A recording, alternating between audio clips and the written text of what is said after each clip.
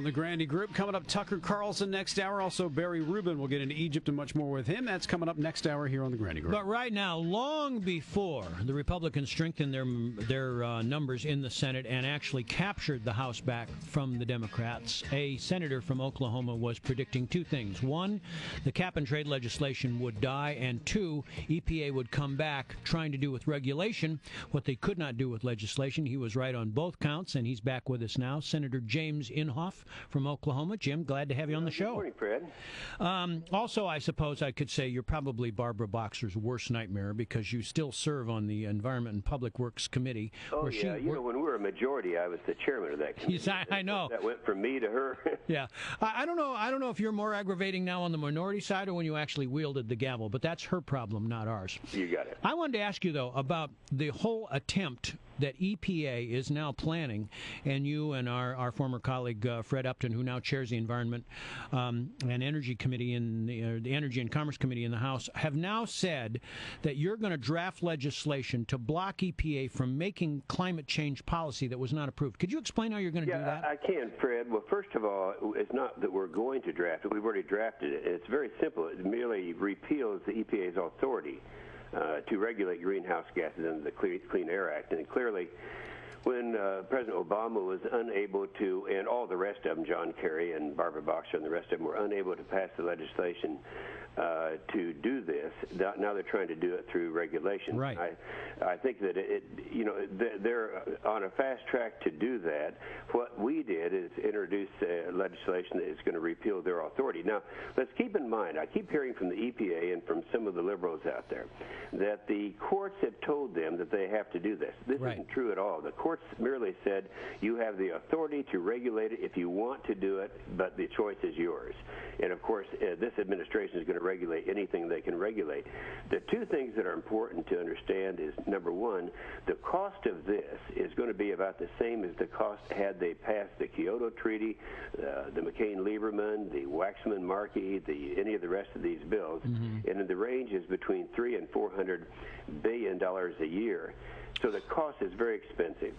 And when I asked Lisa Jackson, by the way, she's the administrator under yes. the Obama administration, administrator of the EPA, and I really do like her. She tells the truth when you ask her a question, and we never got that out of some of the rest of them. But I asked her the question, I said, if we were to pass this bill, I think it was the Waxman-Markey bill, it doesn't matter.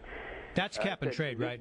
Is this going to reduce CO2 emissions? He said no, because this is just the United States. This isn't where the problem is. Mm-hmm. And so I'd think all of that pain of the $300 to $400 billion a year doesn't, for those listening to us who want to regulate it, it doesn't accomplish anything. Because I saw a headline that said you were teaming up essentially with the environmentals when it comes to ethanol, because they say it doesn't really do much to help the environment either, and you say it's kind of a waste of money, right? Well, on the ethanol thing, this is really funny. That was one of Al Gore's inventions, ethanol. And back then, the environmentalists were on his side. And when we looked at this, and in my state of Oklahoma, nobody wants ethanol. It's not good for your engine mileage and all these things that we all know about. So I have a bill that would allow states to opt out, and I think it's going to go somewhere now. Well, the funny thing about this is, all of a sudden, not all of a sudden, but over the last couple or 3 years, the environmentalists have decided that this is bad for the environment. Mm-hmm. So they're on my side. They call it kind of an unholy alliance, right? I've got to say, Jim Inhofe and the Friends of the Earth, to me, is about as incongruous as the United States partnering with the Muslim Brotherhood in Egypt to refigure the Egyptian government. But, obviously, Gore has stood down from this because he realizes that it's more of an economic dividend for corn farmers, whom I used to represent, than it is really for the environment. Isn't that correct? Yeah, you guys in Iowa, obviously you're not going to agree with this. But on the other hand, a lot of the farmers, I know that the farm organizations, maybe their national organizations would oppose me, but some of the state organizations, like in Oklahoma, they recognize if we're using all this corn, this is feedstock. Sure. It causes the feedstock prices in my state of Oklahoma, a big cattle state, to go up. And anyway, that's I feel confident that this is something that we can actually win on. If you go into Oklahoma, Fred, it's kind of fun because the stations are battling to say, which ones have what they call clear gas, which is the all gas. Yeah. And they have big signs up, no ethanol, come in here. Well, you know why? Because Senator Inhofe, I have either a lawnmower or my weed whacker tells me I can't use ethanol gas. If I do, it'll blow up the engine. It will, and the marine manufacturers have that as their number one concern because it blows up the small engines they use for marine, for fishing, and all that.